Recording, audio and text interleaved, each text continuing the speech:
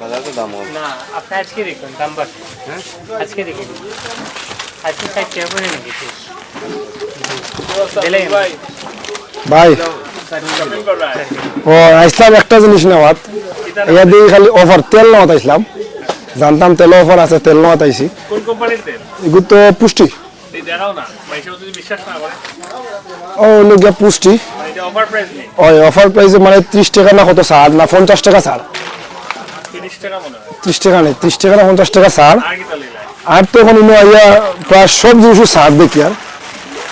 কারণ হইল গিয়া নুডলস লয়েছে বিস্কিট লয়েছে সেমাই লয়েছে এবং চাউল লয়েছে বাসমতি চাউল যেটা 50 টাকা পার কেজি ছাড় আছে আর আসলে হইল গিয়া স্বপ্ন এখন যে অবস্থায় আছে মোটামুটি ভালো মানুষটা রেসপন্স মিলে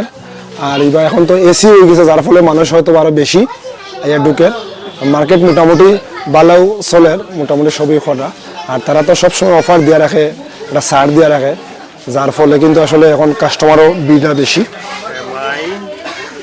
তেল বিস্কিট নুডলস সেমাই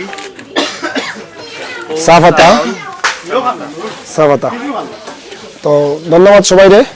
আসলে যারা অফার প্রাইসে মাল কিনতে চান এটা স্বপ্ন পাইতে পারা